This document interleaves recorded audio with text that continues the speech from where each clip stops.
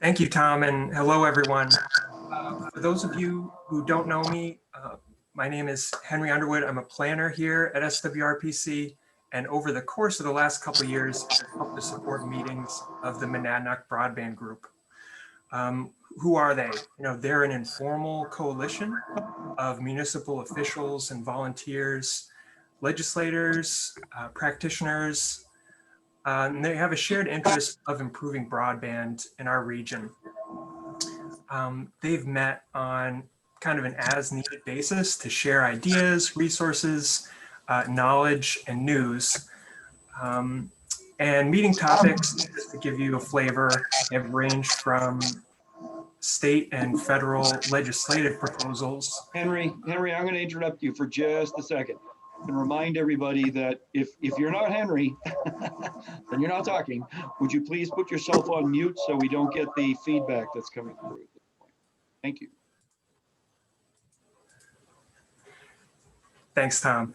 So I was giving a flavor of their agenda topics over the past year or so. They've ranged from state and federal legislative proposals, funding opportunities and announcements, news from our region, but also outside of our region and sometimes out of the state. And just plug our website. Many of the meeting materials and more info is available at swrpc.org/broadband. And I encourage you to visit that site. Today's agenda, which you should see on your screen, is available at the back of your meeting packet. If you received the commission meeting packet, we're scheduled for an hour, but we're happy to go a little longer if there's interest and enthusiasm to do that. Specifically on the agenda, we're really pleased to feature a hot off the press, I'm calling it, broadband implementation guide. That's aimed at municipalities in our region. Then we'll go to an introduction and overview about communications districts. They are New Hampshire's latest tool in the toolbox for improving broadband. And lastly, updates members may want to share with each other and the group. And each of those items will have time for some Q&A. Also encourage folks to use the chat feature. I'll kind of be looking at those and helping presenters out along the way and responding if I can. So I'll stop sharing the agenda and like to invite Todd Horner from our office to share his screen to tell us about the broadband guide, that first item. It's been in development starting this summer or so, and focuses on primarily what you've heard of as the Chesterfield model. And that was basically the state's first successful private partnership under new municipal bonding statutes. And that allowed Chesterfield and will allow many other towns in our region to, it's fair to say, dramatically change service in their communities. And we've been working on kind of a playbook for that work. So I'll turn it over to you, Todd. Great, thanks, Henry. Again, my name is Todd Horner. I'm one of Henry's colleagues at Southwest Region Planning Commission. And for folks who attended our last Monadnock Broadband Group meeting, I shared a preview of this guide at that meeting. And today I'll be sharing a more extensive overview of the current version of the guide.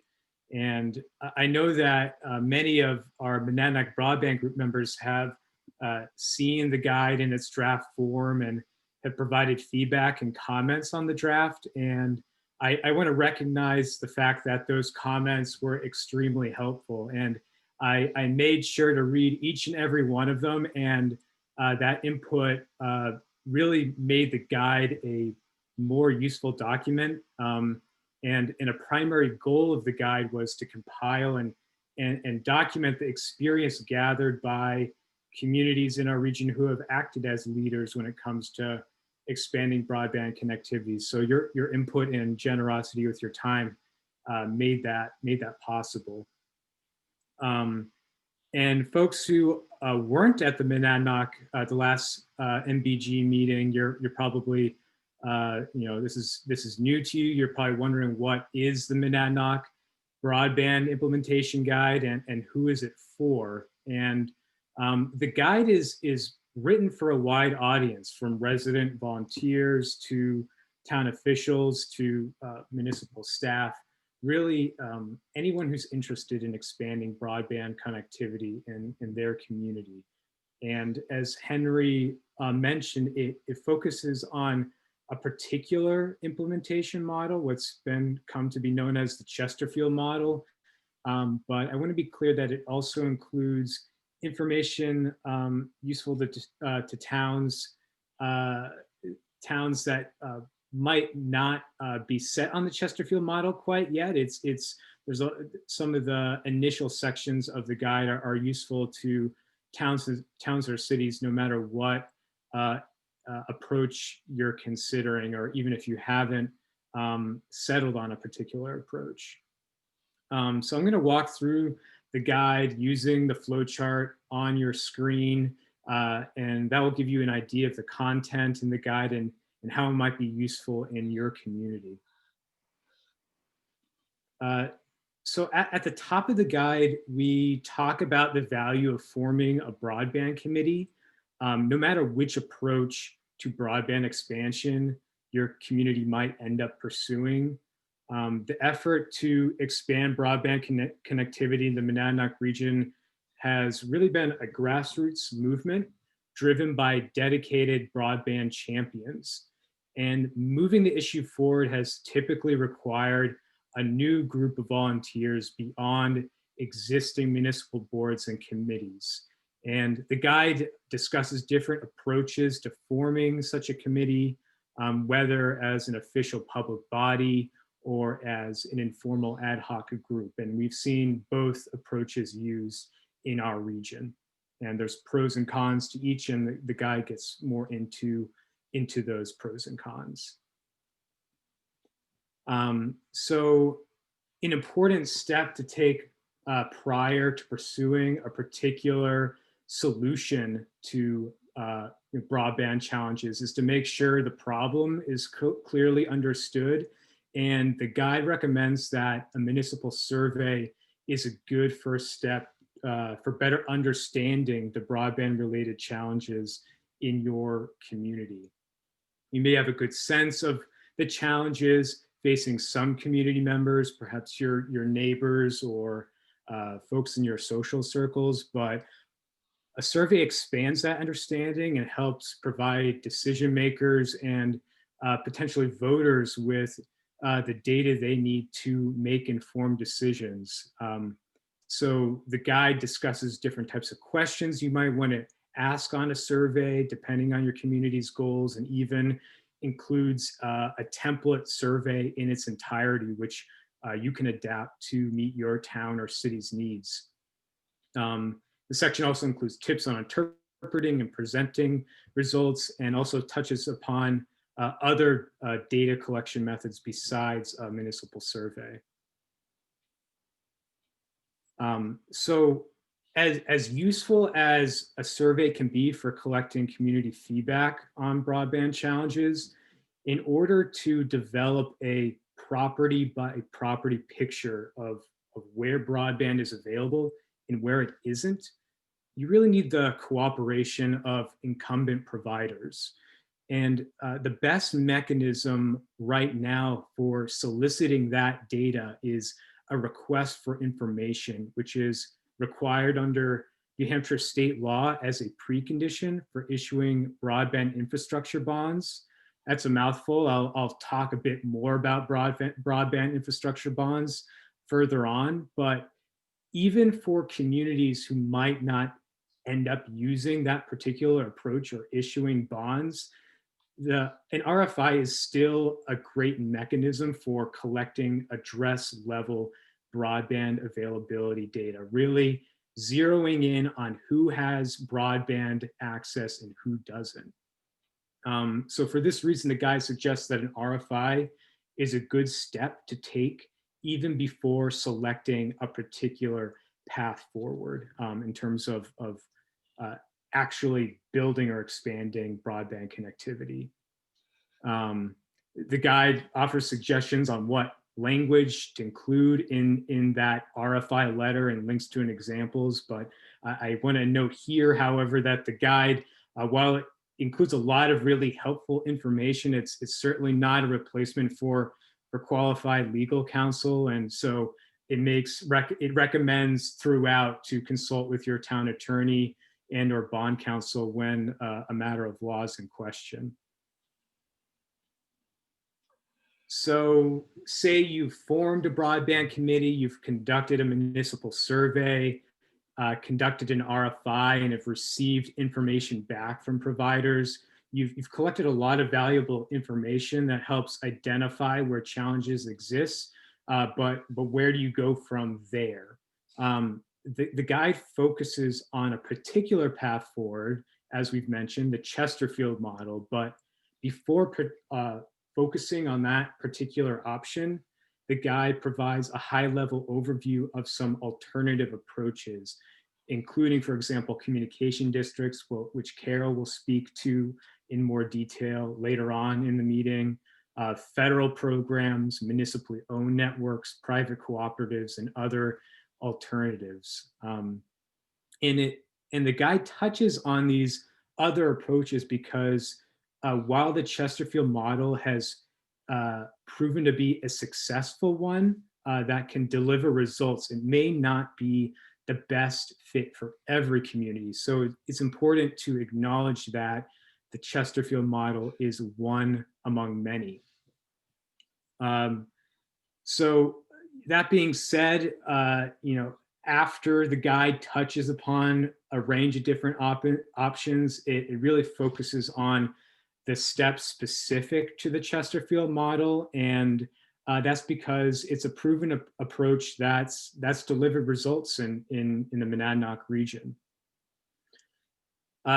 So Henry gave a little bit of background on what the Chesterfield model is at the top of the meeting, and I think that term is familiar to many of you, especially our Monadnock Broadband Group members, but just to make sure that everyone's on the same page. When I say the Chesterfield model, I'm referencing the approach pioneered in Chesterfield, New Hampshire, to develop town-wide broadband connectivity, in this case, a fiber to the home network through a public-private partnership, in this case with Consolidated Communications. Network, build out of the network in areas of the town that were previously unserved by broadband were financed through the issuance of broadband infrastructure bonds, or which are essentially municipal general obligation bonds. Consolidated Communications covered the cost to build the rest of the network. And this is a critical point. The principal and interest on the bond was covered through a surcharge levied on service subscribers. So that's the beauty of this model. While it relies on a public-private partnership and the issuance of municipal bonds, it doesn't impact property tax rates. And that is something that towns who have gone through this process have been very clear in communicating with their neighbors and fellow community members. And that's been a part of the success of the model. So the guide covers the history of the story in Chesterfield and the state legislation that made it possible. So if you're interested in learning more, the guide will act as a great resource. So if a community chooses to pursue the Chesterfield model, the next step is to identify and select a private partner through a request for proposals. And The guide provides recommendations on specific information that a municipality may want to require proposals to include. And it also links to example RFPs assembled by towns who have already gone through the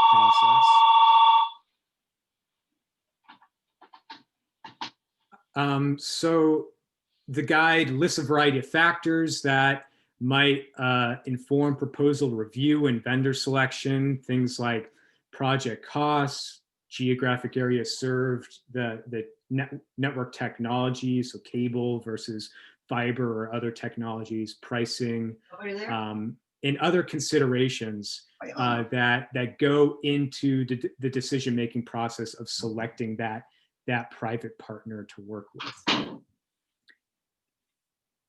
And finally, the Chesterfield model, it culminates in municipal authorization of bond issuance.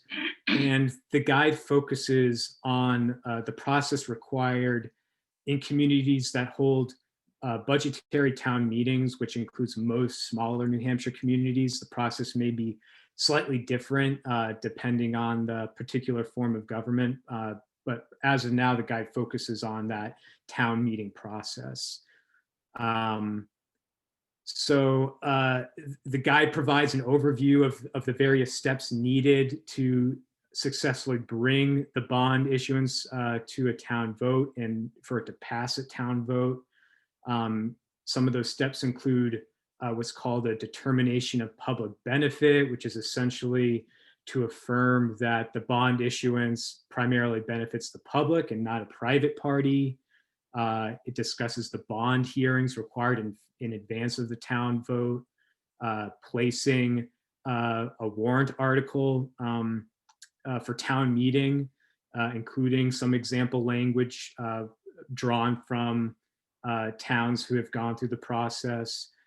And it also describes the bond issuance process itself that takes place after the measure is passed at town vote and other aspects of the process after the town vote.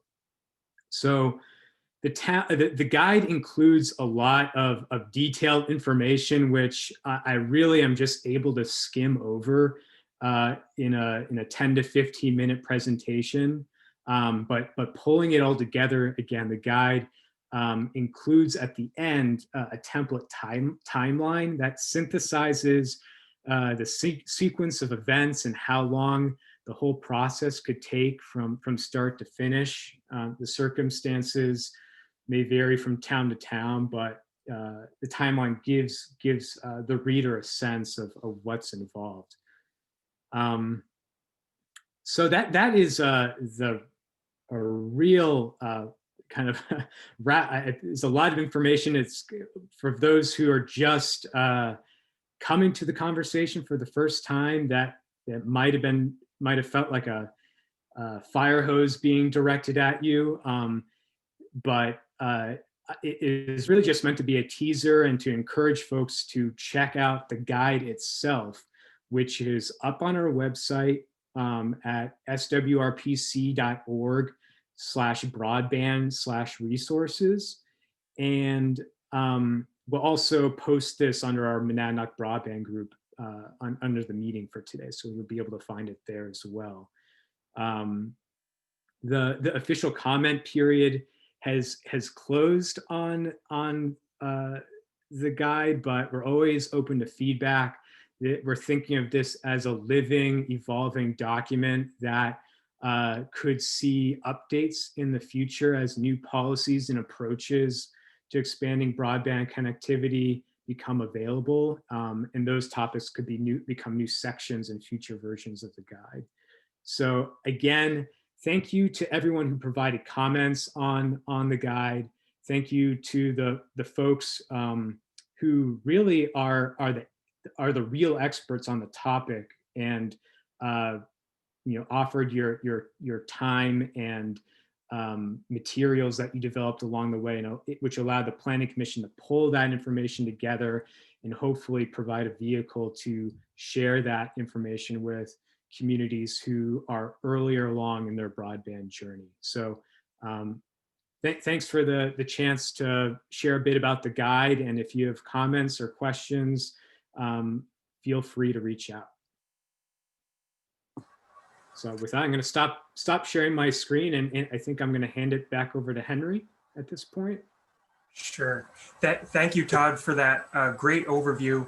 We do have a couple minutes for questions. I know the first one people were asking was, where can I find this and start reading it? And we've tackled that one, but please raise your hand or unmute yourself and put a question forward if you've got one.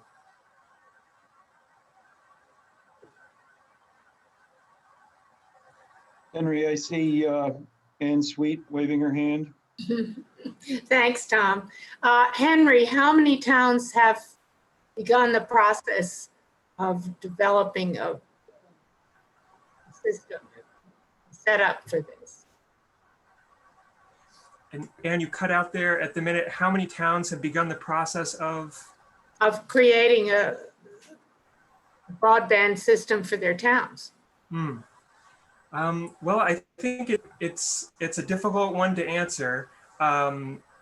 If you take the approach, the Chesterfield model, broadband bonding, there are a few towns that have successfully gone through the path, basically that Todd walked through. But there's an even bigger group of people who are at other stages of that process. I don't think there is, one inventory to answer your question precisely, because people are approaching this in different ways. Thank you. Henry, I see in the chat box that Tim Wessels has indicated 6 towns that have followed this particular model in the Monadnock region. Thank you, Tim.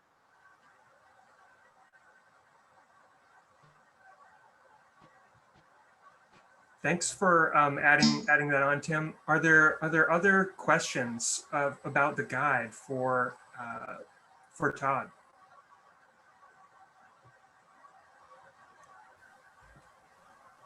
Okay. Well, let us know how it's working for you once you have a look.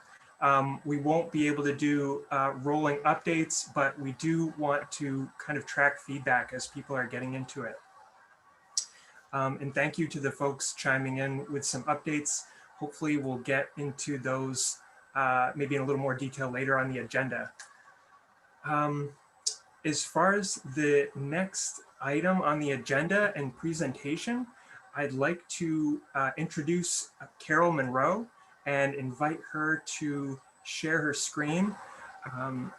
Carole Monroe is CEO of ValleyNet. They are the operations company for Vermont's first, what they call a communication union district. And Carole's also a frequent participant of Monadnock Broadband Group meetings. She has offered today to provide a, maybe around 20-minute broad overview presentation on recently passed legislation that now enables communities to come together in communications districts. And so Carole's going to provide an overview of that legislation and talk a little bit about how communities could take the first steps towards considering that. Is it right for them? And on through forming a district. So welcome, Carole, and I'll turn it over to you. Thank you. So communication districts are new to the state of New Hampshire. This was a very odd year for the legislative process, but with the help of both the Senate and the House, and because these bills were bipartisan in nature, everybody would understand why we need broadband. It doesn't seem like we have to even ask that question anymore. It's pretty well understood. And so HB 1111 was passed and signed by the governor this year. It was a bill that was originally started in the Senate with Gene Deitch and Jeb Bradley across the aisle sponsoring it, and the legislation included a number of people working on it, but also in part of the number of people were not just ISPs, but the current providers, both cable and telephone providers of broadband today.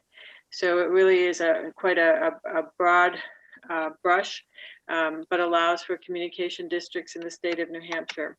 A communication district is much like a water district or a sewer district in that it's considered a municipality in its own right. But the reasons that you would do this is it's really about the rural areas. It's about aggregating demand, mixing the dense and the less dense towns together to create a critical mass in order to attract a public-private partnership, in order to provide universal service to all premises in town, not just those in the densely populated town centers, but also those out a mile on the dirt roads. It's about collaborating for funding opportunities. As I said, a critical mass to attract investors, funding, and operators. And the entire region benefits from this in that without it, we'd be creating a digital divide. My town has it, your town does not. But in this case, if we can do these districts by regions, then no town will get left behind. And it certainly is a much more efficient way of doing it. If we continue in New Hampshire to do it town by town by town, we'll be doing this for 20 years. So it's an opportunity to actually put forth a group of towns working together to make this happen. So I'm going to run through the legislation and what has to occur for that, for towns to join together to form a district, and how long that might take. There's lots of work to be done, but there's also lots that can be done as you're moving forward to be ready for the next steps. So the first step in the process is at the discretion of the select board and upon the vote of the legislative bodies, which in most small towns around here is town meeting, of 2 or more towns, they can vote to create an unpaid committee. And they would appoint 2 representatives from their town to the committee. The committee itself will elect a chair, a clerk, and a treasurer. The members of the committee may be reimbursed for costs that are directly related to that committee. The committee can accept funds from any public or private source, and it may expend those funds for planning purposes, such as legal counsel, accountants, engineers, contractors, consultants, expenses, and just organizational and administrative assistance. So the committee is formed by a vote at town meeting to be a part of this committee. The charge of the committee is to advise the select board and at a following town meeting whether to create a communication district. It determines the methods of organizing, operating, and financing a district according to RSA 53 and its 53G. Identifying the benefits of a district and disadvantages, identifying potential equipment locations, hubs, or central offices. And then the committee, the real scope of the committee includes preparing a district agreement in accordance with, I believe that's 53G4, right?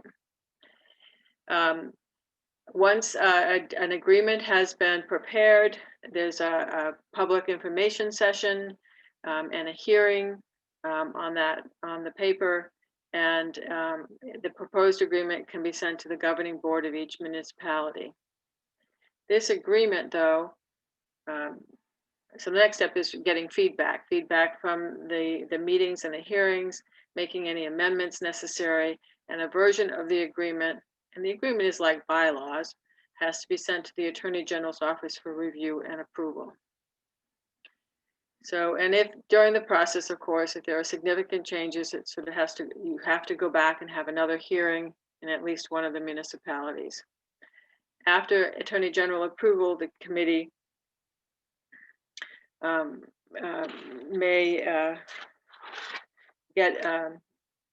send it to the select boards for approval. And the committee then reports its findings and recommendations and its proposal and proposed agreement to the governing bodies. That's the second town meeting. So if you were to start this today, you would go forward and request a committee be formed at the town meetings in March. And then by the time next March, then you'd be requesting to form the district. Now, there's lots of work that can be done in between there, but that would be the process, and that's about an 18-month process from now. So the agreement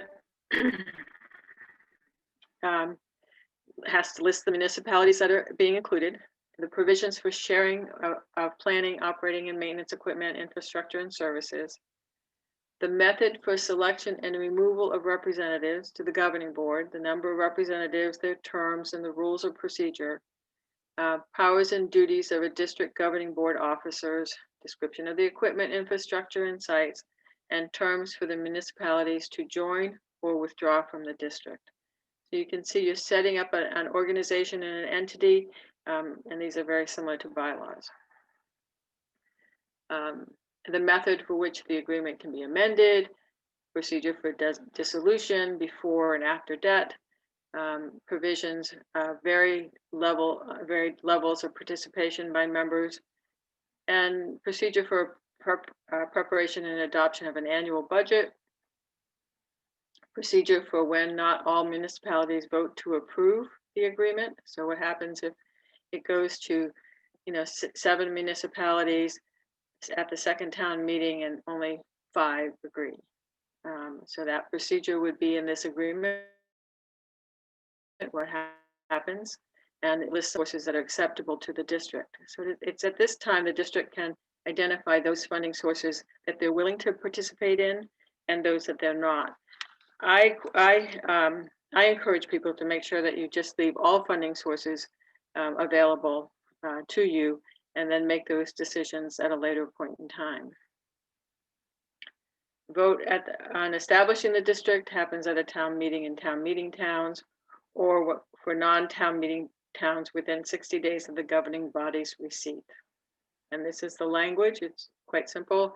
Shall the municipality accept the provisions of RSA 53 G1 to G11, providing for the establishment of a communication district with the municipalities of and the list of municipalities in accordance with the provisions of the proposed agreement approved by the Attorney General. Approval at town meeting is by simple majority.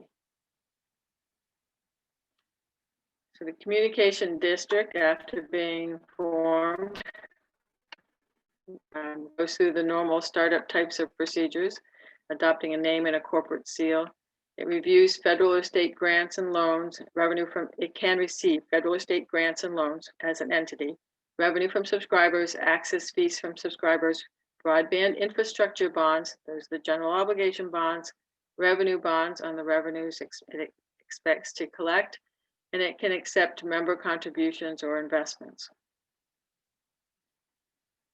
It needs to adopt a budget, establish and adjust fees, establish public-private partnerships to enter into broadband agreements, provide a contract for communications infrastructure, contract for construction, ownership, management, and financial operations.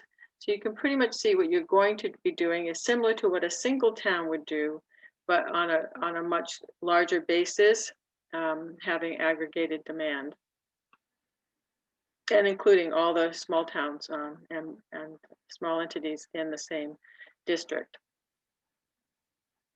Can be sued, just like, or be sued in the same way a municipality can be sued. It can pledge and encumber assets and real property. The power is by a vote of its members to borrow money and issue revenue bonds. It can receive and disperse funds, can incur debt, can engage legal counsel, enter into contracts, enact bylaws and regulations, insure against liability and risks, guarantee obligations, and make contracts or agreement. What you're doing is setting up a district very similar to a water district or sewer district, and it has all of these facets. I want to talk a little bit about borrowing money because I think that Todd mentioned some of this too. So broadband infrastructure bonds are general obligation bonds. Although the district can borrow money, general obligation bonds, when it goes through the general obligation bond process, according to RSA 33-3-G, it can only borrow for those areas that are unserved by broadband. Unserved meaning today that they can't get 25 megabits down or 3 megabits up upload service. An example is in the town of Dublin, 84% of Dublin was unserved. And that's following an RFI from the current providers. In the current legislation this year, they tightened up some of those rules. So when you send an RFI to the providers, they have 60 days to respond. And frankly, CCI has been right on top of it and has been more than willing to respond to those requests. Unfortunately, the cable companies have not. And so the language that currently for this process says if they fail to respond, then you can consider that area as unserved. So you could be covered, 2/3 of your town could be covered with cable, but if they don't respond to the RFI, for the sake of broadband infrastructure bonds, they can be considered unserved. So that legislation just went through and it is now active. So if you've sent out an RFI before and not gotten a response from the cable companies, you can now resend that RFI. And if they don't respond, then you can consider those areas unserved for the sake of broadband infrastructure bonds. A district, just like a town, has to follow all the general obligation bond processes, including the 2/3 vote at town meeting. So to do broadband infrastructure bonds, it does need to go to each individual town at town meeting. And keep in mind that in the Chesterfield model, as in the model for all of these other towns, repayment of those bonds has been is being done by a surcharge on the subscriber. It's a good process because then only those that use it pay for it, and that pays for the interest and principal on the bond. So the other thing that districts can do is utilize revenue bonds. Also, it's RSA 33-B, also for unserved locations, but it's based on the revenues of the district, not on each municipality, and the governing board of the district can approve them. Clearly, this means that you must have startup funding ahead of time in order to get to a place where you are revenue or cash flow positive in order to issue revenue bonds. But as the district grows, that's a great possibility. The communication union districts in Vermont, particularly the EC Fiber one, uses revenue bonds for capital expansion.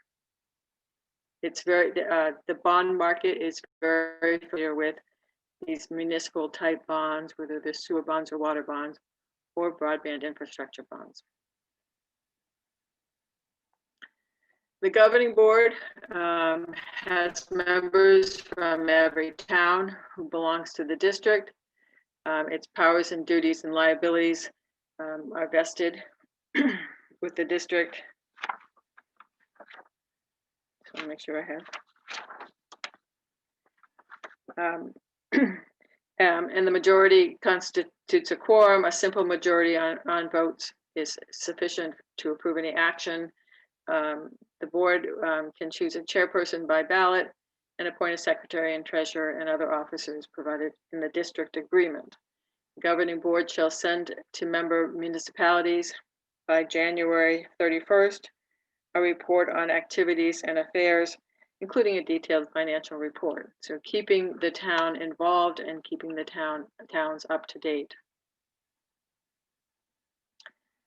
And the governing board is also responsible for the admission of new members to the district, members who withdraw, budget, audit, and severability. So in essence, this is really about aggregating demand across towns. So no town should be left behind. No town should be left unserved, and larger towns with areas of unserved areas can be covered. So it's not unusual to form a district with, say, some small towns that have very little service, with a few towns that might have a cable plant in their town, but it doesn't cover the entire town, and you need to determine how to provide service to the remaining premises in town that don't have cable access. Most cable companies are only required to build out to a certain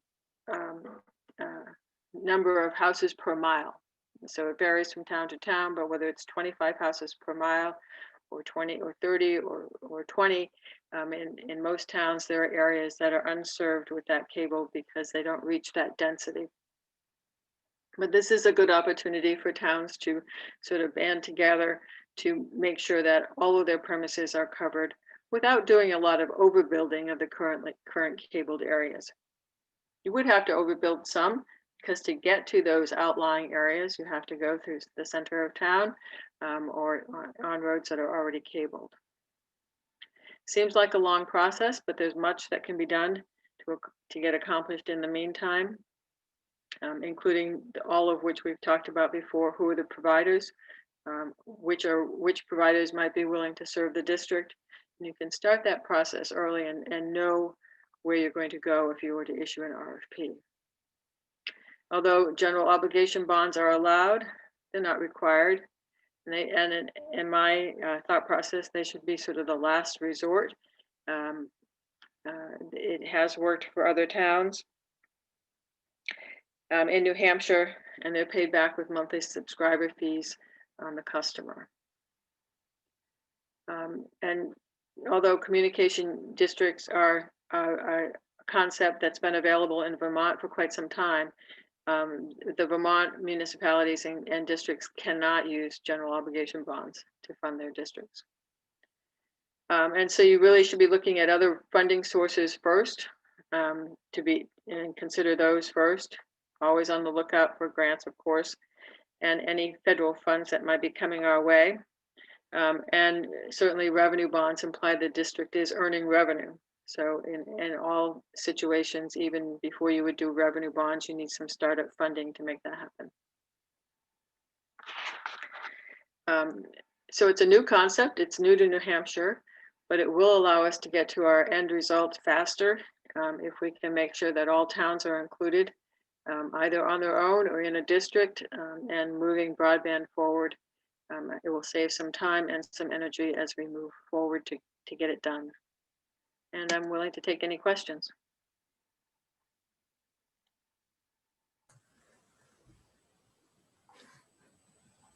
Thank you, Carole. That was an awesome amount of information in a small time frame. And I think it's a great bridge from, the legislation to, how do we digest this and put it into practice. Lisa Stedman, I see you have your hand up. Go ahead with the question. Yeah, I'm wondering if there's a neighboring town that's farther along in their process than we are. Can we still form a collaboration with them? So if, for instance, the neighboring town has already done their RFI and they're moving forward quickly, is there a way for us to catch up and form the collaboration? In the state of New Hampshire, there's you can. I'm trying to think of the RSA, but there is an RSA that allows you to sort of share resources across towns. I think it's 52, RSA 52. And so you could, in fact, sort of join together under that umbrella. It wouldn't give you a district. You would still be operating as, as each town. You'd still have your own general obligation bonds and so on, but it would allow you to aggregate the demand. And both towns, and you might get better RFP responses in a little bit larger area. Thank you. Carol, I think if you're making that reference, I think you're making the reference to the intermunicipal agreements the Yes, towns can enter into. It's RSA 53A. 53A, thank you. What's 52 then? A village district. Okay, 53A. I think I've looked at both before. And Henry, I thought I saw Jean Deitch's hand waving a minute ago, so she may have a question. Yes, Go ahead, Senator. thank you. And thank you, Carole, for helping pull together this legislation. Carole, my question is, I know at least one town is considering the map provided by a certain provider to not be adequate response. Do you have any comment on the likelihood that that is going to work? Because that could change things quite significantly, could it not? So I think you're speaking about a cable provider who's provided a map, and in some cases I've seen a hand-drawn map. And no, that's not adequate. It's not enough information. It's not definitive. It's not. I see John. Really not clear, and the ones I've seen are pretty vague. However, if that provider were to provide a map with using a GIS, so a GIS map of their network in those towns, and we were to match that with our E911 data, which you can request under certain conditions from 911, and they have been willing to do that. They hadn't been for a long time, but now they are willing to send you that data. Then you can take that data, which includes GIS locations, and the map data, which is in GIS, and overlay them on each other and see who's covered and who's not. It means a lot more work on the town. The cable companies seem to not have a list of addresses that they serve or are able to serve, but it would be better than nothing, and you can glean that data. But the maps I've seen have not been GIS maps, and so have been pretty useless for that purpose. Okay, because I did have towns asking me if they thought that was safe procedure to go ahead and just declare that unserved if the provider refused to provide anything other than that map. I think it's on the provider actually to provide those addresses, and taking a map, even a GIS map, is a little less than what's required by the RFIs. That's very good to know. Thank you very much. And there is a town in our region who didn't get responses from existing carriers and has gone forward with an RFP. I knew So I knew that, and I want just very interesting to see if how they were that going to run into a lawsuit down the road. That's why I was concerned. Yeah, it's I think that we're serious about it. We corrected it, this past year. Thank you, Jean. And I think that all we can do is hold tight to what we're expecting those RFI responses to be like. That's great. Great news. So are there any questions related to districts before we move on the agenda? It looks like Joanne Carr. Ooh, thank you, Tim. Hi, thanks. This is actually back on the RFI. I'm curious if I follow up to I did receive from Consolidated the data. They were very prompt, as Carole mentioned. If I follow up with these two providers who haven't given me the information, asking them, do you intend to respond? And they say no. Am I covered that way? Can I continue on with the RFP process? I guess my gut reaction is you probably need to wait the 60 days in case they don't, in case they change their mind. Okay, and then I have a follow-up question. Can I issue the RFP concurrently with the RFI, considering how much time is involved? I think I'm seeing a no. I mean, you could do that, but the responders to an RFP want to know what the results of the RFI, right? What percentage of your town is unserved? And it would be hard for them to respond to the RFP without having that information.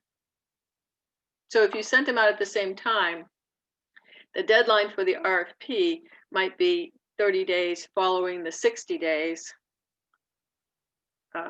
that you need to allow for the RFI. Okay, thank you.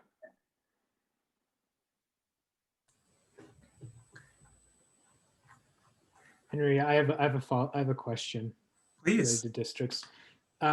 Carole, do districts necessarily need to be formed by contiguous municipalities, or is there a scenario where you have municipalities that aren't geographically abutting one another and forming a district?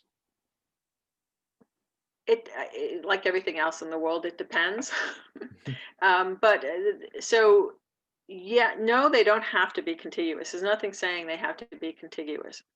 However, if what you're trying to do is aggregate demand and create a critical mass, it'd be hard to do that if you had 2 towns in the Monadnock region and 2 towns in Grafton County, right? Or I mean, it's just hard to aggregate that demand over and expect it to have that be a district. On the other hand, where there are towns that are partially cabled, towns can join a district but not expect you to provide, universal service, overbuild the cabled area, but just to get their uncabled areas done and everybody to have service. So sometimes that could occur even though they're not necessarily, the uncabled areas are not necessarily adjacent to each other. So one side of one town doesn't have to abut another side of another town that's uncabled. I mean, there's certainly ways of getting around that. And in today's world, there's a lot of fiber out there today that can be used to connect town to town. So as long as you can connect one town to a hub in one town to the hub in another town, using fiber, which is very fast anyway, you could easily connect towns together in that way, creating some redundancy in the ring. Great, thanks.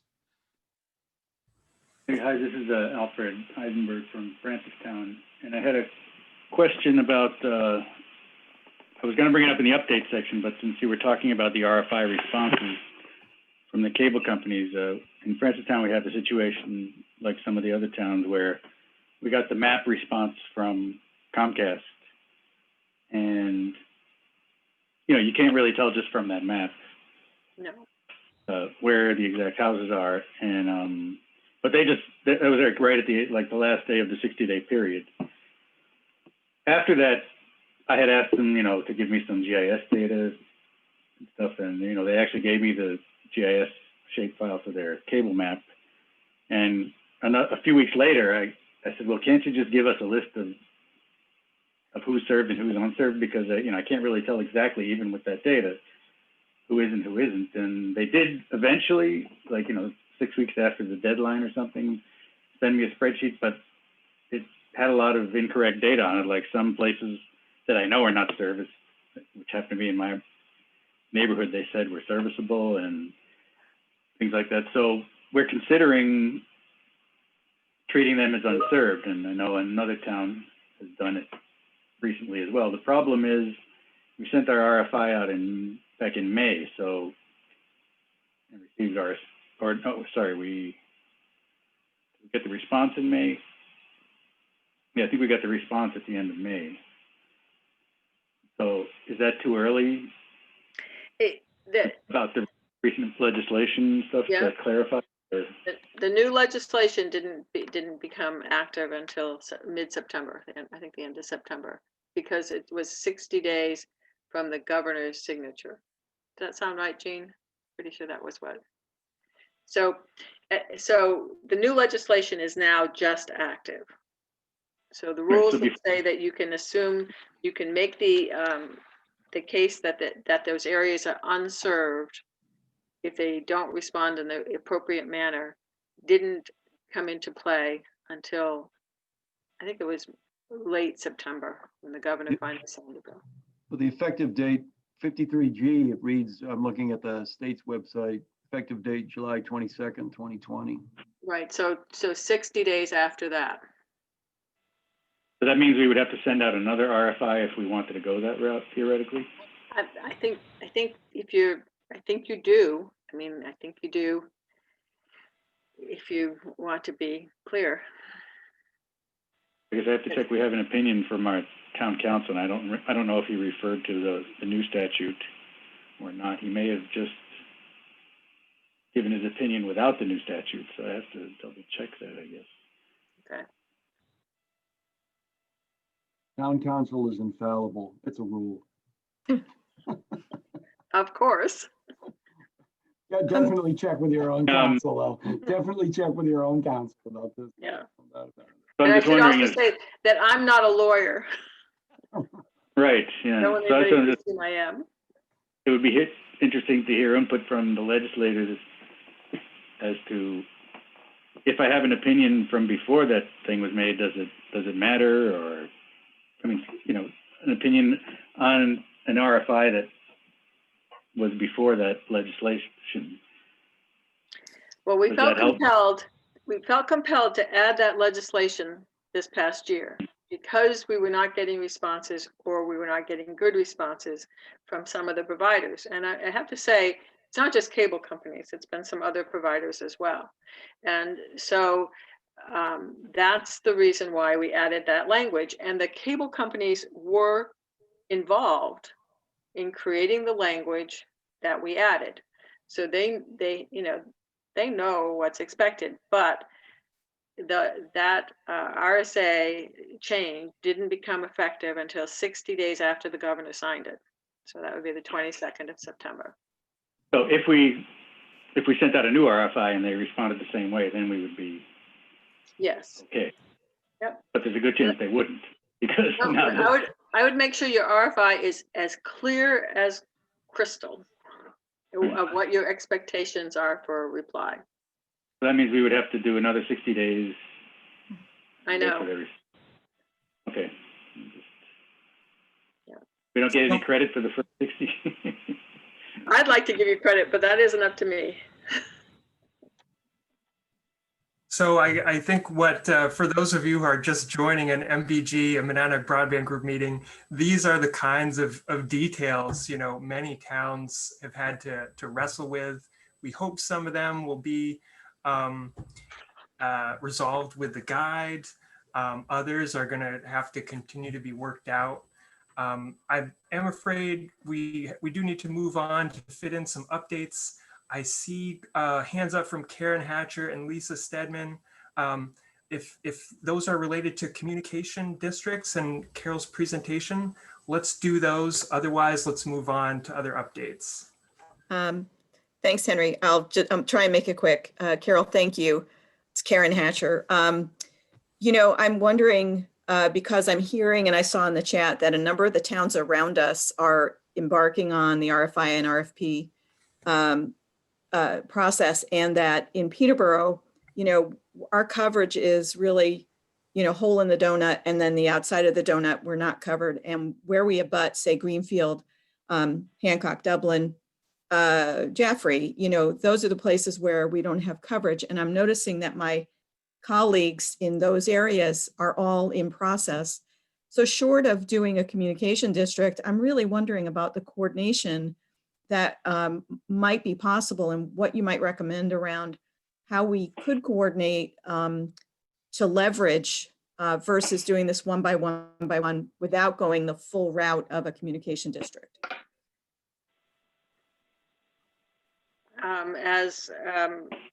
I think you need to look at the language that's in 53A, which, you know, allows towns to join together for various types of services, and so that might be an opportunity.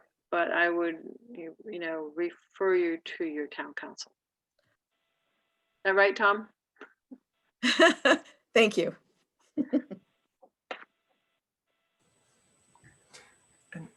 Lisa Stedman, did you have another question or comment? I do, and it's related.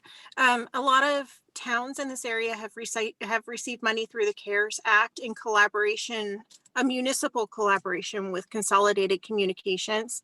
And it seems to me like they bypassed the RFI, the committee, the RFP process, the whole long 2 years worth of meetings with town meetings. I'm wondering if I'm seeing that the right way, or if I misinterpreted what has happened with that CARES Act money, and if they already have gone through that entire process.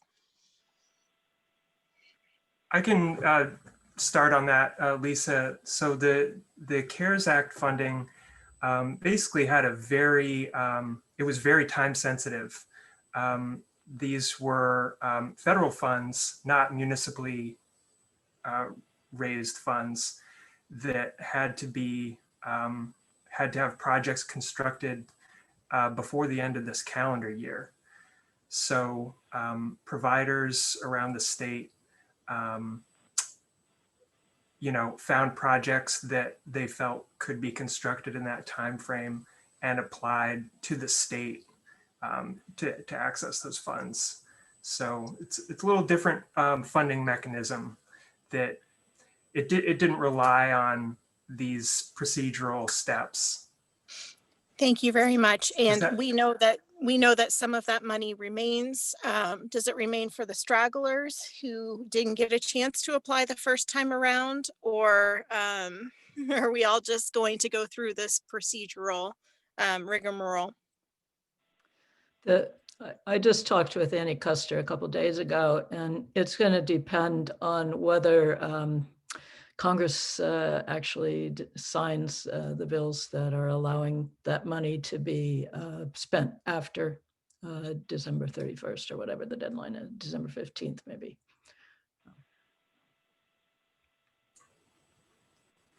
Thanks, Jean. I can jump in on that as well, real quickly. My understanding is 14 million of the 50 million that was made available through the CARES Act for the New Hampshire Connects Emergency Broadband Expansion Program will be, the unused portion is up to the consideration of the governor's committee. I think they call it the Gopher group, that will make a decision on whether or not any of those funds would be allowable for broadband projects. But because the clock is ticking and the end of the calendar year will soon be here, they have the ability to reappropriate those funds to other functions within the state.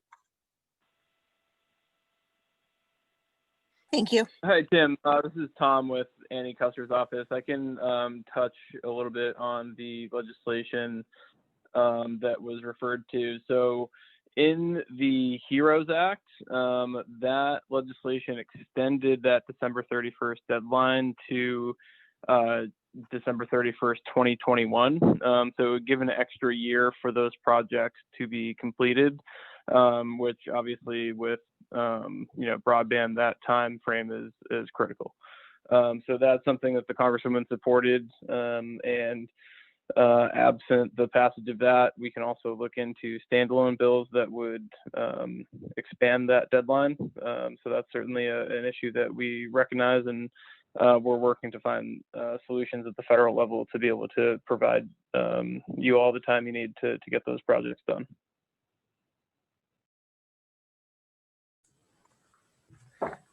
I guess thanks, Tom. I guess what's bizarre about that is, this is a state issue, not a federal issue that I'm about to raise, is that the broadband expansion program using CARES Act funds sponsored by the state of New Hampshire, the RFPs come and gone. So it's great to know that additional time may be added to the requirement to expend those funds, but that very requirement to expend the funds by the end of this calendar year is what kept many communities and providers away from submitting proposals. So if the rules are going to change, the goalposts are going to be modified, then perhaps we'll have to get the state of New Hampshire to issue a follow-up RFP that looks at that extended period of time. But I guess that's a conversation that the Monadnock Broadband Group could choose to take on to try to learn a little bit more information on. Yeah, So that- absolutely. That sounds like Right. something you might want to coordinate with a municipal association with respect to, it sounds like what you're suggesting is that needs to be additional legislation with respect to that. NHMA would be at least a partner in that process. Yeah, I don't know if it's legislation, Tom, as much as a follow-up opportunity for an RFP. You might recall that RFP was issued in July of this year, and it called for proposals in a very short time frame, 2-week time frame, and it had a lot of prickly risks associated with it, which Right. kept a lot of applications from coming forward. So if the rules that was keeping communities from coming forward have changed, then the state of New Hampshire probably needs to reissue another RFP opportunity. That's the way I'm looking at it. Okay. Well, absolutely. And I think that, I can't really speak to the decisions made at the state level in designing that specific program. But I do know at the federal level, there was a deadline for all CARES money to be spent by December 31st. And I would imagine that would then require a lot of those projects to be very much shovel ready and, smaller in scale, perhaps. So with an extension of that deadline, I would imagine that the state might be open to having a conversation about, what that would mean for that broadband fund and the money left over. So at that time, happy to have that conversation at the state level and be helpful in any way that we can on our end. That's great. Thanks, Tom. Thanks, Tom. So just to switch gears, we moved into updates, which is great. Just to close out the communication districts, thank you to Carole for the presentation. We're excited to let everyone know that this is a potential option for communities in New Hampshire now. You can encourage you to share her presentation after it's posted with others in your town to at least think about it.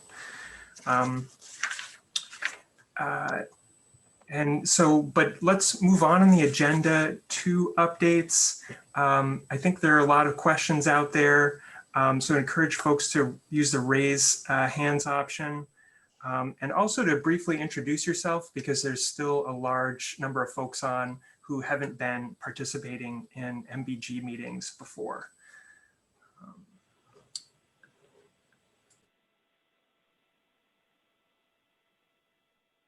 Would anyone like to go first with an update? And I know there've been a number floating through the chat, but.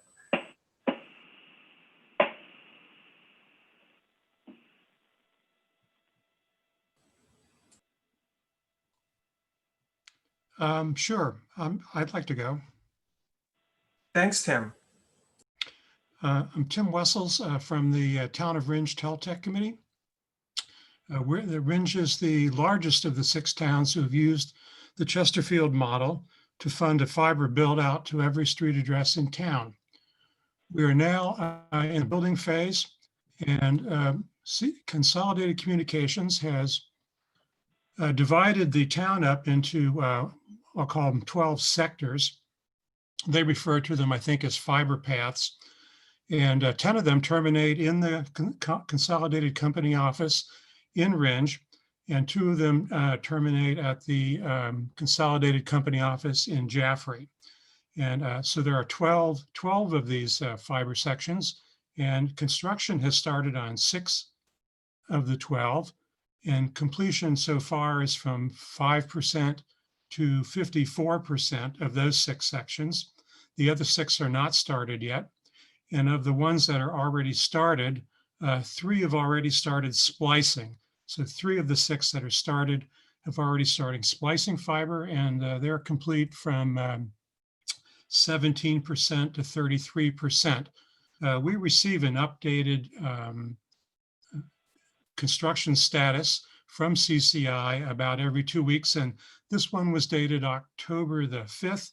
So I think we're expecting to see one early next week.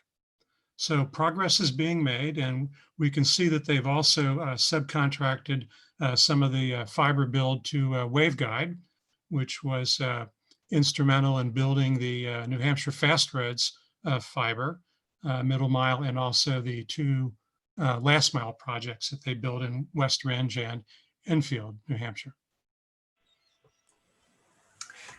Thank you for the details, Tim. To me, it's kind of incredible that once funds become available, the construction can proceed pretty quickly. Yes, we had we had bond sale in July, and the funds were released to the towns in August.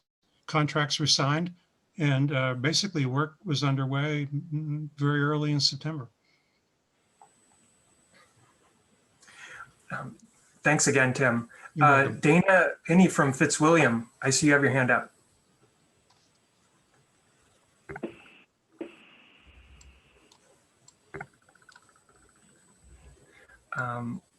Well, Dana, yeah, join us when you can. I see there are a couple other updates coming into the chat of other towns that completed their bond sale in the last year. Henry, this is Dana. I do have myself unmuted now. I'm still learning the world of Zoom. I'm with the Fitzwilliam Broadband Voluntary Task Force, and we started our process back in, well, I went to the first meeting in Westmoreland in December 9th, I believe it was, of this past year, and approached the select board that we might be able to bring broadband to Fitzwilliam. And they agreed, and we created this task force. We sent out RFIs back as early as February, and we received responses. We put together an RFP that went out and was due back from the providers on August 7th. We sent RFPs to 11 potential providers. We received responses from 3. Our task force spent 6 weeks reviewing the various proposals. We created a matrix and tried to put everything in a form that our select board could understand. And we met with them on September 23rd, a couple of weeks ago. We presented them with the information, and they have, at our recommendation and after studying it themselves, have voted to move forward with consolidated communications. So we will be continuing on with the process and doing our public presentations and moving on through the process to the March town meeting. And if I could, I'd like to take a quick second. I see a lot of faces that I've come to know and learn. This has been a big learning curve for our group. We knew nothing about broadband and pole access fees and GPON networks and all of that. And with the help of a lot of people on this site, legislatures, your group, Southwest Regional, state agencies that I see are on the call, committees from all the 6 towns that have already gone through this process, and select boards from all of those towns have made our job relatively easy. The years of their and hundreds of hours that they've spent have condensed this to, I guess, hundreds of hours for us. But the one thing that they didn't tell us about, and that our select board didn't tell us about when they asked if we might do this, was COVID. That came as a surprise to us. So that's made our task a bit harder. Everything we do is via Zoom, and we've learned to navigate that. So I would be remiss if I didn't thank everybody that's helped the town of Fitzwilliam to get to where we are today.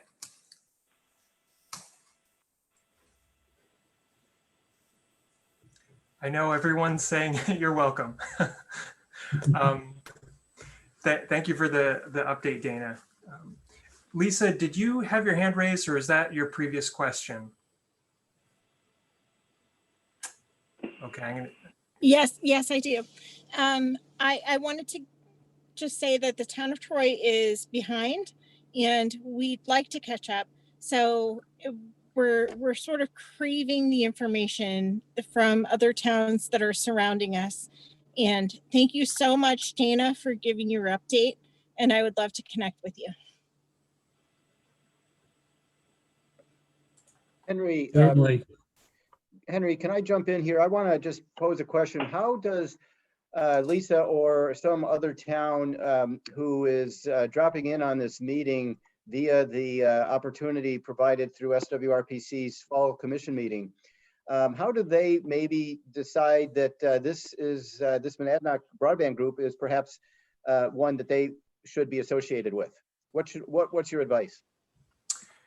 you know, if they're interested in what they're hearing, if they want to learn more, I mean, one easy thing to do is to connect or leave Todd or myself an email. That will put you on the email announcement list. We're also, you know, we're not matchmakers, but we have some capacity for quick calls. I think, you know, in Lisa's case, a good item would be to connect directly to her neighbor in Fitzwilliam, maybe taking a look at the guide that we featured today as a couple of suggestions.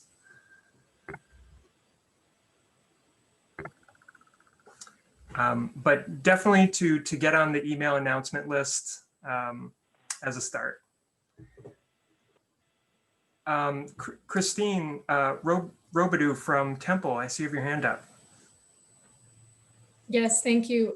So we've issued our RFP and we are one of the towns that received inadequate response from our cable provider. And I am just now realizing that our RFI deadline was August, which seems to be prior to the September date that you were discussing earlier for the new legislation. So does that mean we should perhaps reissue our RFI as well, just to be covered? We are concerned that our percentage of unserved or underserved will not be appealing to providers if we do get a complete response from Comcast. So I'm just looking for advice on how we should perhaps move forward to make sure we're covered.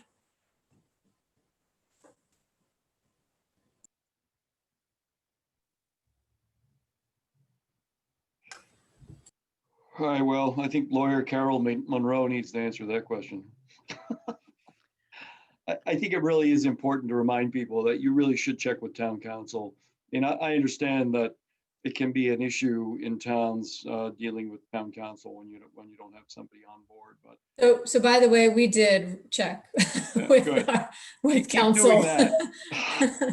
So perhaps they did not have up-to-date information. May I comment on this? Our town council had very little knowledge about SB 170 or any of the current laws that were either in place or being spoken about at the time that we went through our approval. I'm John Snowden from Westmoreland. And what I would suggest is actually possibly talking to bond counsel and getting an idea. We happen to use Renell out of Concord. Very happy to, if you. I spoke with her as well. Yeah, we really tried to cover all our bases. We called about 6 different people. We talked to Renell and she advised us to move forward. She advised us to do 2 things, talk to Carole, which we did, and also talk to our town council, which we also did. So we thought we were covered. So this is coming as a bit of a surprise right now. Did Renell think that you were covered? She did, and well, she suggested talking to other people because she didn't seem to have all of the up-to-date information either. but she seemed to think that we were covered if we talked to all of these other people and they gave their blessing. So if I'm not mistaken, you also sent your RFP out to the carriers, all the carriers in town. Is that right? Yeah. So Yes, that's correct. so they know. Yes, they do. They know what's involved, and I think in my opinion, yes, you should wait and see what happens. Okay. Christine, are you a member, is the town a member of the municipal association? You might want to, they always say, make sure you talk to your own town council too, but you know, what I found is that they'll at least talk to you first before they say that. Sure, yeah. Yes, we are. Okay. Yeah, well, I'm wondering for Francistown, you know, since we sent ours out a long time ago, and we haven't sent out our RFP yet, I guess maybe it would be best for us to wait until Temple had their RFP responses. Yeah, we have not received any responses yet, and our deadline is the end. I don't want to misspeak, but it is coming up. Okay. So sorry to use you as a guinea pig. That's okay. We do want to make sure we do this correctly. And if it helps everyone else, then that's a good thing. Yeah. That's of course why we made the communications districts, is so that people can band together and deal with all these little external locations. You know, we've got Temple, Sharon, Jaffrey, Dublin, and Greenfield, all aligned with parts of Peterborough that are unserved. Yeah, Gene, as far as the districts go, I mean, there's also the legislation that allows towns to work together, right? But, and I guess they would have to manage their own bonding, like independently, even though they're maybe working together with a provider. Is that the goal of that? Well, Carole can tell you more about how it works in Vermont, but in Vermont, they eventually get on the corporate bond market and are out of the municipal market altogether. Once well, I'm not talking about communication districts, though. I was talking about just the allowing towns to collaborate or something. There's some kind of legislation like that as well, isn't there? They can collaborate on projects. I'm not the right person to add. That's definitely a municipal association question.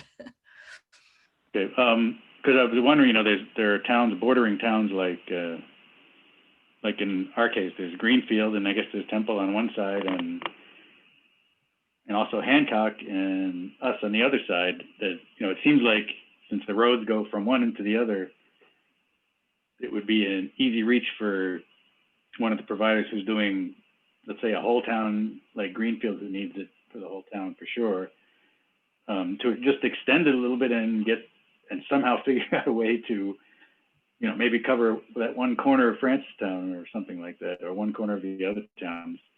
It seems like it could be a project that would work but I can't seem to get providers interested in that yet. I've talked with Consolidated about the possibility of extending the Dublin work, you know, going into Peterborough from that direction. And they said, we are so swamped at this moment, please don't even ask us to do anything until after December 31st. Oh, because of the... Because right, of yeah, I mean, the CARES. Yeah, I'm thinking for next year, you know, for when the new round of town voting goes on for a town meeting, so. So when EC Fiber in Vermont, that the communication district in Vermont was getting started, there wasn't anything called a communication union district. And so they joined their towns with something called an interlocal contract, which I think is very similar to that 53A. And so I think that there's a possibility of doing that. The downside to that, as they found over time, was that the municipal revenue bond market didn't really understand what interlocal contracts were. I mean, they didn't see that as a really solid, you know, district or a group. They understood water districts and sewer districts, but they didn't understand what interlocal contracts were. And so this was an advantage in Vermont to become a district as a result of that.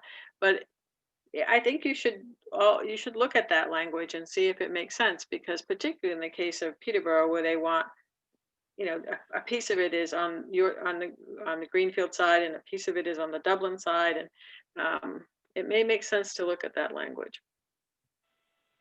My personal opinion.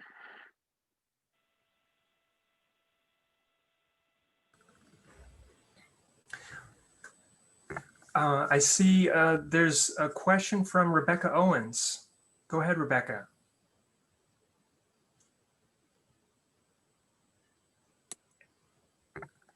Muted.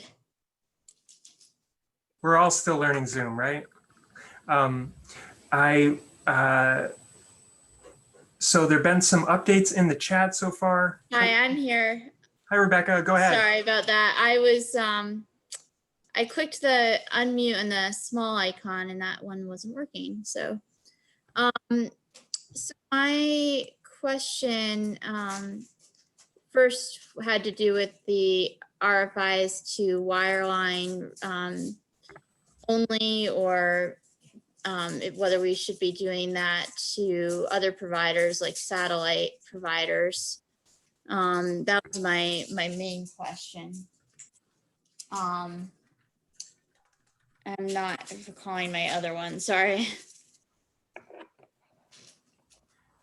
Thanks for the question, Rebecca. That's one we've received here and have heard that communities are not sending RFIs necessarily to, say, a satellite provider, a mobile wireless company like Verizon, but I guess I haven't heard a final answer here.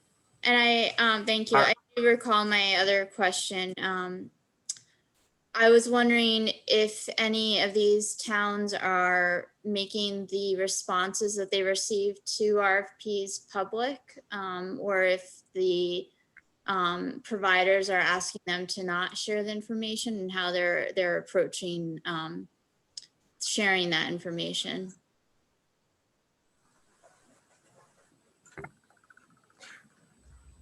Would anyone like to take a try at either or both of Rebecca's questions? Well, I can tell you that Dublin asked CCI specifically, if we could share our agreement, which is really a three-phase, a master agreement, and then a construction agreement and operations agreement with others. And they clearly said it's a public document. And so I know on that part of it, there's no reason why it couldn't be shared. I would think RFPs would be as well, but I'm not a lawyer. Mm-hmm. Okay. Yeah, it just seems so many people are thankful on here for all of the model language being reviewed back and forth between the towns, that it seemed like the logical progression to be seeing how we can improve upon the responses that we get, like, and tweak them and lessons learned. So thank you. Rebecca, just to add from a comment posted by Tim Wessels earlier, in Ringe, they were aware that there was a fixed wireless company serving addresses. And I know in their case, they provided the RFI to that company. Okay. So just add that as another data point. Mm-hmm. Go ahead.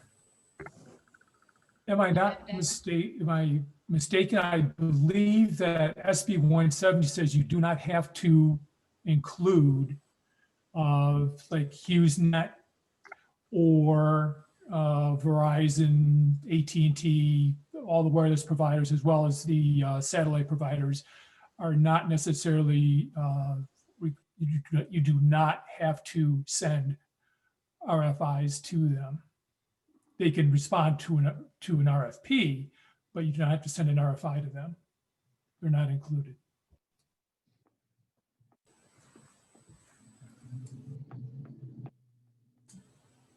Okay, I think we're in relative consensus on that then. Thank you. So I would like to wind the meeting down. Actually, we're we're actually pushing past an hour and a half, and I can tell there's a lot of built up questions. We haven't met in 3 months, but we should try to wrap things up. I did want to mention there's time for legislative updates as part of this item, and invite attendees from the state or representing federal offices to provide brief updates before we wrap up.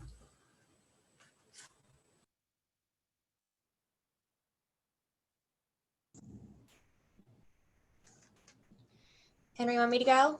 Let me kick it off. Yeah, go ahead, Michelle. Thank you. Sure. Yes, thank you so much, Henry. Hi, everybody. Real quick, I know my colleague Tom Giancola mentioned that there is a lot of efforts right now to add flexibility to the CARES Act funds so that projects receiving awards could have more time to implement the programs, and states may be able to roll out additional RFPs. There's also a lot of movement for another COVID response package as well as stimulus. And I know that a lot of the progress on that has been stalled by the Amy Coney Barrett hearings right now. But I do know that there is a lot of support, and Senator Sheen is pushing really hard for another COVID response package. And in that, I know she does support more funding for broadband infrastructure and planning. And I also wanted to mention real quick, two bills that were recently introduced last month. And one of them came out of the Senate Small Business Committee, which is the Small Business Broadband and Emerging Technology Enhancement Act. What this does is it essentially creates better coordination between the different federal agencies for broadband strategies. And it creates a coordinator position within the SBA specifically that will focus on helping businesses to get connected to broadband projects and with adopting emerging technology as well as tools. And that part of that authorizes the Small Business Development Center to help businesses to figure out how to strategically capitalize and benefit from broadband expansion projects.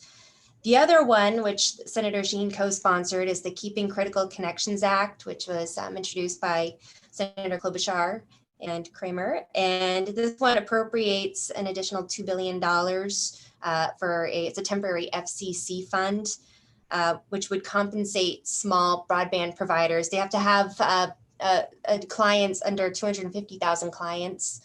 So it's only for small providers only. And it's to compensate them for the free or discounted services they provided to LMI households, or for the upgrades that they've provided to those households to enable at-home learning and work from home. So that bill was recently introduced. And then she is working right now on getting additional funding for the Northern Borders program, Northern Borders Regional Commission program, for money to be used for infrastructure projects, specifically for broadband planning and equipment purchasing. So that's another big initiative she's working on right now. So I'll keep you posted as those go along. Thank you. Thank you, Michelle. Other updates people would like to fit in before we wrap up? I posted a link to a news item from this month. USDA's round of broadband grants was released. Informational webinar happening next week. People are curious about that. So in the state of New Hampshire, I know that I think it's Jeb Bradley who's going to be introducing legislation to sort of move the pole attachment agreement process to looking at one-touch make-ready. And so basically requiring the administrative group of the Department of Public Service to look at one-touch make-ready for those administrative rules. In addition to that, because there's a loophole in our current administrative rules that says that the pole owners have to negotiate an agreement with the district or the town, whoever is doing their work. And my experience with that is that they negotiate away the administrative rules that have been set. And so they they're tightening up that they want to tighten that loophole as well. So that at the very least, they have to follow the administrative rules for pole attachments. So those two things are sort of making their way through, getting written and so on for next year's or for this year's legislation.